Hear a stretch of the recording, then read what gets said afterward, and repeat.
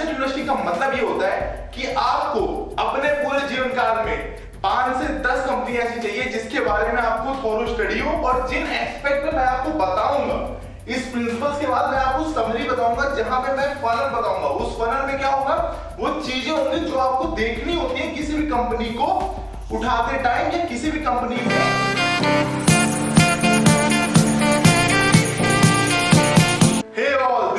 BTech commerce वाला, and आज जो हम लोग का टॉपिक है उसमें मैं एक नई सीरीज लॉन्च कर रहा हूं जिसका नाम है एसेट इन्वेस्टिंग या वैल्यू इन्वेस्टिंग सीरीज। इससे आपको क्या सीखने को मिलेगा वो मैं नहीं कुछ स्मॉल कॉन्सेप्ट्स में आपके सामने रखा है। इसके आगे हम डिटेल में बात करेंगे, बट अभी आप ये समझ लीजिए कि इस सीरीज से आपको क्या वैल्यू एडिशन होगी। सबसे मेन चीज मैं आपको ये सिखाऊंगा कि कौन से ऐसे प्रिंसिपल्स होते हैं जिनको ध्यान में रख के हम लोग एक कंपनी की तरफ जाते हैं और एक कंपनी को चूज करते हैं और उस कंपनी के स्टॉक्स खरीदते हैं या उस कंपनी में इन्वेस्ट करते हैं। एक चीज जरूर ध्यान रखिएगा कि आपको अपनी पूरी लाइफ में ऐसे 5 से 10 कंपनी चाहिए बहुत अमीर बनने के लिए। अगर आपके पास पैसा है तो आपको ऐसी 5 से 10 कंपनी चाहिए। और कंपनी चूज कैसे करते हैं वो इन कॉन्सेप्ट्स में होगा। उससे पहले मैं बता देता हूं कि इस सीरीज से आपको सीखने क्या मिलेगा। इस सीरीज से आपको आपकी नॉलेज बढ़ेगी, नॉलेज काफी बढ़ाऊंगा मैं। फाइनेंशियल नॉलेज की अलग ही लेवल पे हम लोग पहुंचेंगे। और उसके बाद बिहेवियर बहुत मैटर करता है। बिहेवियर बढ़ाना नहीं है, बिहेवियर कांस्टेंट रखना है, बट बिहेवियर जो प्रॉब्लम्स वाली सिचुएशन आएंगी, जैसे मार्केट एकदम से बढ़ रही है, मार्केट एकदम से डाउन रह रही है, उस टाइम पे आपको अपने बिहेवियर पे बहुत काम करना पड़ेगा। आपने कंपनी जिस प्रिंसिपल को चूज करी है, अगर आपको अपनी कंपनी पे भरोसा है, उस प्रिंसिपल पे खड़ी उतरती है, तो वो मार्केट डाउन हो उसके बाद फिर वो अप होगी, मतलब वो कंपनी फिर से अप होगी, उसके बाद भी आपको अच्छा रिटर्न देगी।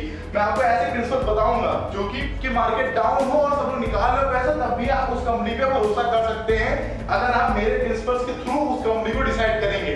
पर ऐसी बस 5 कंपनी चाहिए आपको, ठीक है। तो आपको अपना बिहेवियर बहुत स्ट्रांग रखना है, क्योंकि बिहेवियर ही मेन चीज होती है।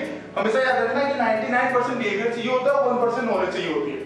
अगर आपको कुछ भी बड़ा करना है, कोई भी बड़ी कंपनी की तरफ आप जा रहे हैं तो, ठीक है, तो बिहेवियर में काम करेंगे हम लोग साथ मिलके। रिस्क को कम करेंगे। रिस्क कम कैसे होता है? रिस्क कम होता है जब नॉलेज ज्यादा हो और आपका बिहेवियर ठीक हो। तो ये इस पे डिपेंडेंट है, याद रखिएगा, ठीक है। इंटरेस्ट ज्यादा करेंगे क्योंकि अगर नॉलेज है तो इंटरेस्ट आप बढ़ा ही लेंगे, और वो मैं आपको बताऊंगा कैसे, क्योंकि मैं फनल्स बताऊंगा आगे। उन फनल्स पे वर्क करके आप अपने इंटरेस्ट को बढ़ाएंगे, ठीक है। क्योंकि अगर नॉलेज है आपके पास, आपका बिहेवियर सही है, आपको इंटरेस्ट ज्यादा मिलेगा, और ये इसके इनवर्स होता है। अगर आपको इंटरेस्ट ज्यादा मिल रहा है तो नॉर्मल सी बात है आपका लॉस कम ही होगा। तो ये मेन कॉन्सेप्ट है अपनी सीरीज का, और इसी सीरीज पे आगे के एपिसोड्स बनेंगे। तो मैंने सोचा एक बार आपको बता दूं कि इस सीरीज पे किस चीजों पे वर्क होगा और क्या आप सीख के जाएंगे। अब चलिए आगे चलते हैं, मैं आपको थोड़ा डिटेल में बताऊंगा, उसके बाद मैं आपको समरी दूंगा कि इस सीरीज में क्या क्या सीखेंगे आप और कौन कौन से एपिसोड्स होंगे, ठीक है। तो चलिए आगे चलते हैं। वैल्यू इन्वेस्टिंग और एसेट इन्वेस्टिंग का मतलब ये होता है कि आपको अपने पूरे जीवन काल में 5 से 10 कंपनी ऐसी चाहिए जिसके बारे में आपको थोरो स्टडी हो, जिसके बारे में आपको सही से नॉलेज हो, और जिन एस्पेक्ट में मैं आपको बताऊंगा, इस प्रिंसिपल्स के बाद मैं आपको समरी बताऊंगा, जहां पे मैं फनल बताऊंगा। उस फनल में क्या होगा, वो चीजें होंगी जो आपको देखनी होती है किसी भी कंपनी को उठाते टाइम या किसी भी कंपनी में इन्वेस्ट करते टाइम। अगर ये सारी चीजें उस कंपनी में हैं तो आप उसके इन्वेस्ट कर सकते हैं, तो आप उसके शेयर्स बाय कर सकते हैं, आप उसके स्टॉक्स ले सकते हैं। और क्योंकि ये सीरीज बनाने का मतलब ये है क्योंकि यार देखो, हर जगह जहां भी तुम YouTube पर देखो, जो भी देखो, वो ओवरव्यू तुमको मिल जाता है, पर नॉलेज क्या है, मेन चीजें क्या है, ये कोई भी तुम्हें YouTube पर नहीं बताएगा। क्यों नहीं बताएगा? इसका भी एक फायदा देखो यार, तो मैं YouTube पर बताऊंगा तो एक तरह से फ्री हो गया, क्योंकि क्या होता है कि मोनेटाइजेशन से कोई इतना पैसा नहीं मिलता। बल्कि लोग क्या करते हैं कि बीटेक वालों को तो इतनी नॉलेज होती नहीं है, कॉमर्स वालों को होती है, जो सीए में लोग होते हैं, और वो अपने कोर्स भेजते हैं अपने प्राइवेट प्लेटफॉर्म पर। वहां एक एक कोर्स की वैल्यू 5-5 हजार 10 हजार रखते हैं, और जिसको फाइनेंशियल नॉलेज चाहिए वो लेगा आके, क्योंकि फाइनेंशियल नॉलेज बहुत जरूरी है। पैसा कमाना अलग चीज है, तुम पैसा कमा सकते हो, पर उसको बचाना, उसको सही जगह लगाना, उसको हर साल में बढ़ाते रहना, ये बहुत बड़ी कला है। अगर इस सीरीज की एक ही वीडियो तुमने देखी, जो कि तुम जरूर देखो क्योंकि कंटेंट ही ऐसा है, और मैं अपने कंटेंट पे भरोसा करता हूँ, और मैं उसके लिए कुछ भी करता हूँ, क्योंकि मुझे पता है कि मैंने कितनी स्ट्रगल करके ये सब चीजें पढ़ी है, और मैं तुमको नॉर्मली एकदम अच्छे तरीके से बताऊंगा। तो प्लीज सारे वीडियो को देखना और पहले समझ लो कि इसमें है क्या, ठीक है। अब मैं तुमको बताता हूँ कि प्रिंसिपल्स क्या है एसेट इन्वेस्टिंग सीरीज के। सबसे पहली चीज, financial for beginners intermediate, means financial knowledge होगी बिगिनर्स लेके इंटरमीडिएट तक। फाइनेंशियल लिटरेसी जिसको आप कह सकते हैं, तो ये फाइनेंशियल लिटरेसी बहुत जरूरी है, और जितनी जल्दी उम्र में अपनी शुरू करोगे उतनी आगे जाके उसका इंटरेस्ट और ज्यादा होता है। दूसरी चीज ये है कि should I invest, means invest करना जरूरी है। इन्वेस्ट करना क्यों जरूरी है ये भी मैं आपको बताता हूँ। तुम स्टॉक मार्केट में करोगे, म्यूचुअल फंड में करोगे तो इसमें क्या होता है कि 10 से 12% तुमको इंटरेस्ट मिलता है और कंपाउंडली मतलब अमाउंटली अभी मैं तुमको आगे बताऊंगा इसका मतलब क्या होता है और ये बड़े गैप में कितना बड़ा डिफरेंस ही क्रिएट कर सकता है। ठीक है, तो ये चीजें भी समझना। इन्वेस्टिंग तो जरूर ही करनी चाहिए बिकॉज पैसा पड़ा है सेविंग्स अकाउंट में, इससे बहुत बेटर है कि कहीं इन्वेस्ट हो। और मैं कोई फर्जी इन्वेस्ट करने को नहीं कह रहा हूँ, मैं एक एक चीज बताऊंगा, एक नॉलेज दूंगा, एक एक सीरीज बनाऊंगा। ये अभी वैल्यू इन्वेस्टिंग के ऊपर है, इसके बाद मैं बताऊंगा स्टॉक मार्केट, म्यूचुअल फंड, हर एक चीज पे सीरीज बनाऊंगा। पर पहले नॉलेज लो, जो नॉलेज जरूरी है, क्योंकि ये नॉलेज अगर हुई तो तुम्हें पता होगा कि कहाँ जाके किस कंपनी को कैसे देखना है, कैसे टैकल करना है, कौन कौन सी चीजें देखी जाती है कंपनी को उठाने के टाइम कि ये कंपनी में ये चीजें हैं, उसका हम लोग क्या करते हैं, एनुअल रिपोर्ट्स पढ़ते हैं, एनुअल रिपोर्ट्स कैसे पढ़ते हैं, कितने साल की एनुअल रिपोर्ट्स पढ़नी है, मार्जिन ऑफ सेफ्टी कितना लेके चल रहा है, इंट्रिंसिक वैल्यू कैसे निकालनी है किसी कंपनी की, ये सारी चीजें मैं बताऊंगा। चलते हैं जो कि है बेस्ट असिस्टेंट। बेस्ट असिस्टेंट तुम्हारा क्या है? बेस्ट असिस्टेंट जो है हम लोग का वो है मनी। हमेशा चीज को याद रखना, बेस्ट असिस्टेंट अपना मनी होना चाहिए। और ये कैसे होगा ये मैं प्रूव करूंगा। बिगेस्ट प्रॉब्लम विद इन्वेस्टिंग ये क्या है आपके हिसाब से? सबसे बड़ी प्रॉब्लम ये है कि ये काफी बोरिंग काम है यार। बोरिंग काम कैसे? देखो इसमें क्या है कि तुम्हें 10 से 15 चीजें देखनी होती है और 10 से 15 चीजें देखने के लिए तुम्हें पढ़ना होता है। ठीक है, क्योंकि यार तो ऐसे तुम्हें कोई अच्छी कंपनी नहीं मिलेगी। उसके लिए मुझे मैं 10-15 एक्सपर्ट बताऊंगा, जो चीजें मैं बताऊंगा कैसे क्या निकालते हैं, और जो जो चीजें मैं बताऊंगा उसको भी मैं इनडायरेक्टली तुम्हें पूरी कंपनी बता रहा हूं, बट डायरेक्टली मैं कभी नाम नहीं लूंगा। तो इनडायरेक्टली जो चीजें, जो पैरामीटर मैंने तुमसे डिसाइड किए हैं, वो पैरामीटर में तुम्हें खुद जाके पढ़ना पड़ेगा। और इसीलिए बिगेस्ट प्रॉब्लम क्या है कि वो बोरिंग है। कौन चाहता है एनुअल रिपोर्ट्स पढ़ना? बट ये भी बात है कि फिर वही रहोगे जो होश में, अगर तुमने थोड़ा पढ़ने में टाइम इन्वेस्ट नहीं कर सकते, बड़े बड़े पैसों के जो ख्वाब होते हैं वो भी इतने नहीं मिलते, क्योंकि आपको कहीं ना कहीं तो मेहनत करनी पड़ेगी ना। आदमी सोचता है कि इसके पैसे कैसे बढ़ रहा है, बट उसने मेहनत करी है, उसने सारी चीजों पे काम किया है। वही जो मैंने पहले कहा था, तुम्हें सिर्फ 5 से 10 कंपनी ऐसी चाहिए जो तुम्हें बहुत ज्यादा अमीर बना सकती है। और ये चीज सच में फैक्ट है, कोई मैं फेक नहीं रहा हूं। तुम मेरी सीरीज देखना, तुम्हें वैल्यू इन्वेस्टिंग ना हो भी, जब तुम्हें कोई वैल्यूएशन ना हो तो वीडियो डिसलाइक कर देना। मैं तो हमेशा ही कहता हूं, क्योंकि मुझे अपने कंटेंट पे इतना भरोसा रहता है कि ये एक no investment no retirement. No retirement का मतलब ये नहीं है कि 60 की उम्र में आपकी रिटायरमेंट नहीं होगी, रिटायरमेंट होगी। बट चीज ये है कि जो तुम लोग सोचते हो, जैसे हम लोग जो यंगस्टर है वो लोग ये सोचते हैं कि 35 की उम्र में रिटायरमेंट, 40 की उम्र में रिटायरमेंट, ये रिटायरमेंट है। बात का मोटिव ये है ना कि फाइनेंशियल इंडिपेंडेंस, पैसा इतना हो कि पैसे की टेंशन ना हो। तो वही चीज, अगर इन्वेस्टमेंट नहीं करोगे, अपने पैसे को अभी से नहीं बढ़ाओगे, तो बाद में फिर चिंता होगी और फिर वो रिटायरमेंट भी नहीं होगा। रिटायरमेंट के बाद भी आदमी काम करता रहता है। माइंडसेट पर काम करना है। माइंडसेट पर काम करना मतलब क्या? लॉस को मिनिमाइज करना है। क्योंकि यार हमेशा ये चीज समझना, क्योंकि तूने सुना होगा कि रिस्क है तो इश्क है। इसका मतलब क्या कि इन्वेस्टिंग ज्यादा है, मतलब पैसे इन्वेस्ट कर रहे हो, पैसे मिलने की चांसेस बहुत ज्यादा है, रेट ऑफ रिटर्न बहुत ज्यादा है, तो यार लॉस भी तो होगा। जब तुम 1 करोड़ कमाने का ख्वाब देख रहे हो तो तुम्हारे पास 10,000 पैसे गंवाने का दम भी तो होना चाहिए ना। तो ये चीज बहुत जरूरी है। लॉस होगा, बट इसका मेन प्रिंसिपल यही है कि लॉस को मिनिमाइज कैसे करें। ये मैं सारे प्रिंसिपल बताऊंगा, पर आखिरी में काम तुम्हारा ऊपर आएगा, तुम्हारे दिमाग कैसा है। पैरामीटर मैं बताऊंगा, फर्क मैं बनाऊंगा, पर तुम्हें खुद से ध्यान देना पड़ेगा कि क्या जरूरी है क्या नहीं। प्रैक्टिकल एग्जांपल के साथ बताऊंगा।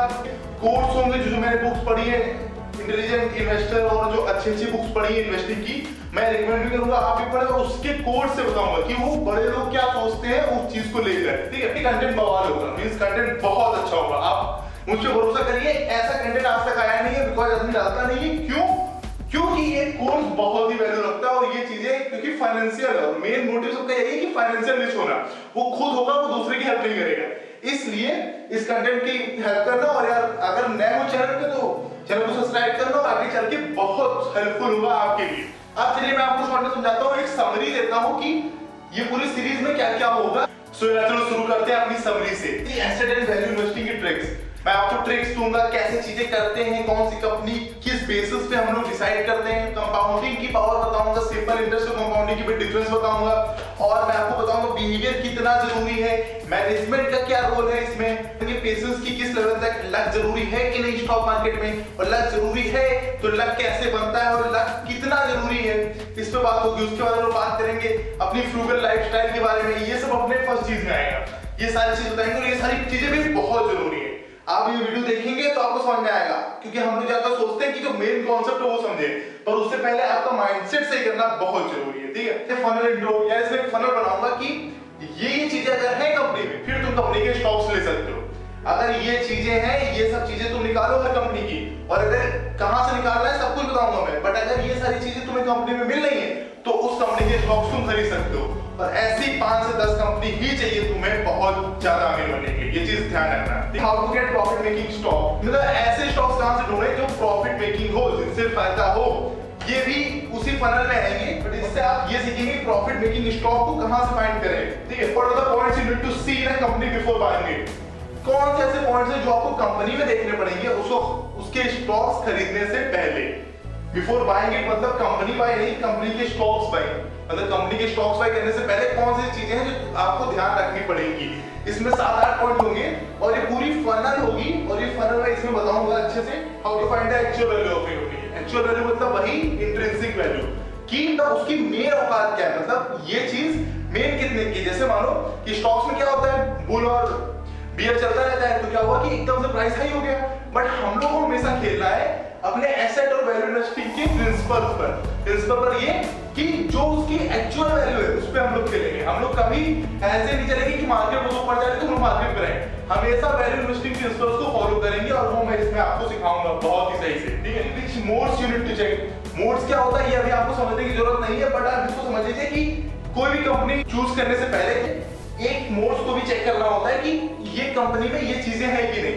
उससे पता चलता है कि आगे आने वाले 15-20 साल में ये चलेंगी कि नहीं। और मेरा मेन कॉन्सेप्ट ये होगा कि आपको समय के साथ पैसे कैसे कमाने हैं, मींस 10-15 साल का जब आप खेल रहे हो तो, क्योंकि हमेशा याद रखना कि अगर तुमने 15 साल का खेला है, 99% कोई भी ऐसा नहीं होता है कि वो डूब गया हो। 10-15 साल का अगर आप लॉन्ग इंटरवल का खेलेंगे तो बहुत ही कम लोग डूबते हैं, और डूबने के चांसेस नेग्लिजिबल हो जाते हैं। तो मैं आपको वैल्यू इन्वेस्टिंग सिखाऊंगा, इंट्राडे नहीं सिखाऊंगा, क्योंकि वो चीज क्या है कि वो एक्सपीरियंस के साथ आती है। और ये चीजें क्या है कि इसमें आपके पास टाइम कम हो तब भी आप इसमें इंडल्ज हो सकते हैं और इसमें अपना टाइम दे सकते हैं। अभी हम बात करते हैं कुछ और टॉपिक जो इस वीडियो में होंगे, जो इस सीरीज में होंगे, जैसे कि मैनेजमेंट में हम लोग कौन सी चीज देखते हैं, कैसी मैनेजमेंट उस कंपनी की होनी चाहिए जिसके हम लोग स्टॉक्स लेंगे, उस पर भी डिस्कशन होगा। उसके बाद बात करेंगे राइट टाइम टू सेल, क्या है राइट टाइम सेल करने का, क्योंकि जितना खरीदना जरूरी है उतना उसी सही टाइम पे बेचना भी आना चाहिए, तभी तो प्रॉफिट होगा। क्योंकि लोग क्या करते हैं, इंतजार करते हैं और फिर नीचे गिर जाता है। क्या पता वो जल्दी कर दिया, मानो 20% वो गेन आया, आपने बेच दिया उसको, पर क्या पता वो 100% गेन होने वाला हो, क्या पता वो अपने 200% प्राइस पे ऊपर जाने वाला हो। तो बेचने की कला भी आनी चाहिए जरूर। ठीक है, उसके बाद बात करेंगे प्रेजेंट वैल्यू कैसे निकालते हैं किसी स्टॉक्स की, फ्यूचर वैल्यू कैसे निकालते हैं, मार्केट की टाइमिंग क्या होती है, इसमें बहुत कुछ होता है, प्री सेशन, पोस्ट सेशन, बहुत चीजें होती है। ठीक है, AMO after market order, AMO क्या होता है, मतलब कि जैसे कोई टाइमिंग पे नहीं आया मार्केट की टाइमिंग में वो सेल नहीं कर पाया, तो पहले कौन सा टाइम में जब वो कर सकता है, बाद में कौन सा टाइम में जब वो कर सकता है। ये सब मोस्टली ब्रोकर्स के ऊपर डिपेंड करता है। इवेंट क्या होता है, ट्रेडिंग अकाउंट क्या होता है, इसमें क्या डिफरेंसेस हैं और क्या सिमिलरिटीज हैं, ये भी आपको पता होना चाहिए। कौन सी चीज किससे जुड़ी है, मार्जिन ऑफ सेफ्टी क्या होता है, मतलब जैसे कोई भी स्टॉक इतनी वैल्यू पर आ गया, ठीक है, मार्जिन ऑफ सेफ्टी रखें कि बाद में अगर उसकी वैल्यू बढ़े या कम हो तब भी हम लोग का पैसा मतलब नुकसान ना हो। जैसे मानिए आपको कहीं जाना है तो आप थोड़ा मार्जिन ऑफ सेफ्टी लेके चलते हैं, मानिए आधा घंटा आपको लगना है जाने में, लेकिन फिर भी आप 1 घंटे पहले से निकलते हैं, वो होता है मार्जिन ऑफ सेफ्टी आधे घंटे का। यही स्टॉक्स पे भी वर्क करता है, इस पे मैं डिटेल में बात करूंगा। ठीक है, तो ये अपनी ये सीरीज के बारे में मैंने इंट्रो दे दिया है। अब इस सीरीज पे एक ही वीडियो आएगी, बहुत काम की आएगी, फाइनेंशियल एजुकेशन अलग ही लेवल की होगी और 100% नॉलेज होगी। कोई भी नहीं है, मैं किसी कंपनी की बात नहीं करूंगा, मैं सिर्फ नॉलेज दूंगा, उसके बाद आपको बता दूंगा कि ऐसे क्या करना है, करना आपको खुद पड़ेगा। तो अगर इस वीडियो से आपको कोई वैल्यू एडिशन हुआ हो तो प्लीज चैनल को सब्सक्राइब करें, और ऐसे कंटेंट म्यूचुअल फंड्स और रियल एस्टेट और स्टॉक मार्केट पर भी आएगा, पूरी मैं सीरीज बनाऊंगा, तो चैनल को सब्सक्राइब करें, बहुत ही जबरदस्त वैल्यू एडिशन होगा। तो चलिए चलते हैं।